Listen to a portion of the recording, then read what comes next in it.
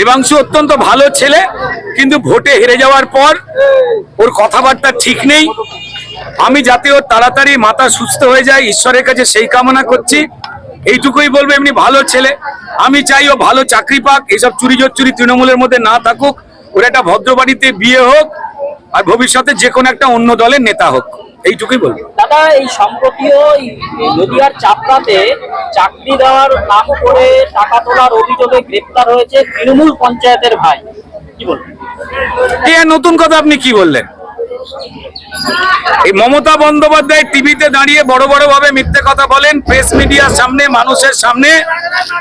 তিনি বলেছিলেন যে আমার দলের 99.99 লোক সৎ। আমি বলছি না, মমতা বন্দ্যোপাধ্যায় বলেছিলেন। অর্থাৎ মমতা বন্দ্যোপাধ্যায় একমাত্র নিজে ছাড়া তার দলের বাকি লোক সৎ। তাই পাড়ায় পাড়ায় চুরি হয়, মা, মেয়ে, মানুষ, জমি, গরু, ছাগল, বালতি, গামছা, এমনকি হাওয়াই চটিও চুরি হয়ে যায়। মমতা বন্দ্যোপাধ্যায় নিজেই খুব টেনশনে আছেন, সেই জন্য কোথাও আজকাল আর হাওয়াই চটি খোলেন না, ওনার দলের যা অবস্থা। আমি এটাই বলতে পারি, মমতা বন্দ্যোপাধ্যায়ের বয়স হয়েছে, এটাকে নিয়ে যাতে না কেউ হাসাহাসি করে। তার শারীরিক সুস্থতা আমি কামনা করি। তিনি যেভাবে চোর এবং ক্রিমিনালদের ভালোবেসে পশ্চিমবঙ্গের মানুষকে শেষ করতে চাইছেন, যেভাবে হিন্দু মুসলিমের মধ্যে অশান্তি লাগাতে চাইছেন, যেভাবে তিনি পশ্চিমবঙ্গের শিক্ষকদের মেরে যাতে আর ছাত্র তৈরি না হতে পারে, যে পড়াশোনা শিখে বাবা মায়ের সম্বল হবে, রাজ্যের মেরুদণ্ড তৈরি করবে, এটা যেভাবে উনি চাইছেন, তাতে উনি কি সেটা প্রমাণ হয়েছে। এইটাই বলবো, ওনার বয়স হয়েছে, তার উপরে পারিবারিক অশান্তি রোজ চলে, এইগুলো বরং উনি মেটাক। আর অনুব্রত মতো চোর জোচ্চোরকে উনি তো বলেছিলেন এরাই বাংলার বাঘ। তো মমতা বন্দ্যোপাধ্যায়কে একটাই বলবো যে মমতা বন্দ্যোপাধ্যায়, আপনি মালদা, মুর্শিদাবাদ, নদিয়ার অনেক জায়গায় ভোট পেতে গিয়ে এমনকি মহেশতলায় বাঘের পিঠে উঠে পড়েছেন। আপনাদের দলের বাঘ তো ক্রিমিনালেরা হয়, আসল বাঘ তো ছিল শ্রদ্ধেয় শ্যামাপ্রসাদ মুখোপাধ্যায়ের বাবা স্যার আশুতোষ মুখোপাধ্যায়, যাকে সারা বাংলা বাঘ বলতো। আর তৃণমূলের বাঘ চোর হয়, আপনি সেই বাঘের পিঠে উঠে বসে পড়েছেন। আর সেই বাঘ কিন্তু খুব মাংস খেতে ভালোবাসেন। সাবধানে থাকবেন।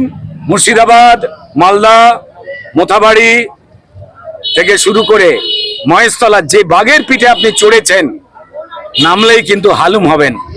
আপনাকে শ্রদ্ধা করি, যেহেতু আপনি মুখ্যমন্ত্রী, সাবধানে থাকবেন। দাদা, এই হাওড়ার এই সিভিক ভলেন্টিয়ারকে বেঁধে রেখে মারধর করার ঘটনায় তৃণমূল নেতাকে গ্রেপ্তার করার ফলে স্থানীয় ওসিকে ক্লোজ করেছে, কি বলবেন? এসব কোনো কিছুই না। দেখুন, ক্রিমিনাল আর পুলিশ এগুলো মিলেই তৃণমূলের ভোট জোগাড় করে। ওদের এই ক্লোজ টোজ যে করা, যে কথাগুলো বলা হচ্ছে, এগুলো আমরা কেউ জানি না।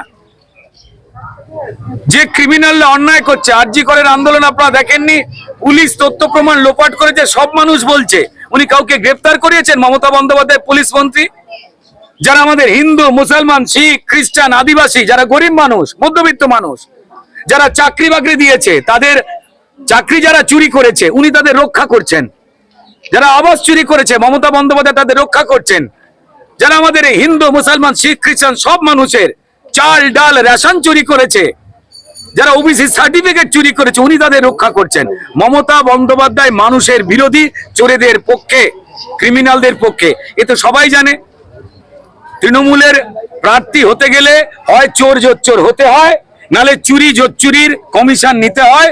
আর চুরি জোচ্চুরি, খুন লুট হলে দিনের বেলা চাঁদ দেখতে হয় আকাশে, এইভাবে তাকিয়ে থাকতে হয়। এ তো সবাই জানে।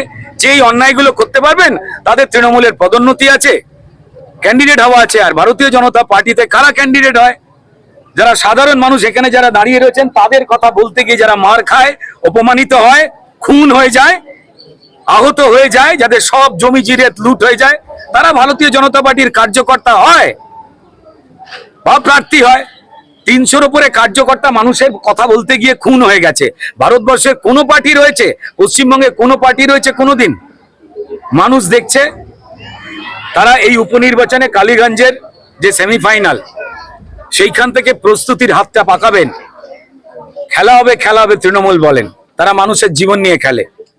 আর কালীগঞ্জের মানুষ তৃণমূলের চুরি জোচ্চুরি আর অহংকার নিয়ে খেলে উইকেটটা তুলে ওই যেমন সৌরভ গাঙ্গুলি টি শার্ট উড়িয়ে বেরিয়েছিল, সেইরকম বেরোতে বেরোতে 26-এ বেরিয়ে যাবে। মমতা বন্দ্যোপাধ্যায় সাবধানে থাকবেন, ভালো থাকবেন, নমস্কার। দাদা আজকে দিদি নাম্বার 1 কি বলবেন? হ্যাঁ, রসুল ব্যানার্জি বলছেন দিদি নাম্বার 1 মমতা ব্যানার্জি কি বলবেন আজকে প্রোগ্রামে এসে? মমতা ব্যানার্জি দিদি নাম্বার 1, দেখুন কিছু করার নেই, উনি ওই দলেতে একটা চাকরি করেন।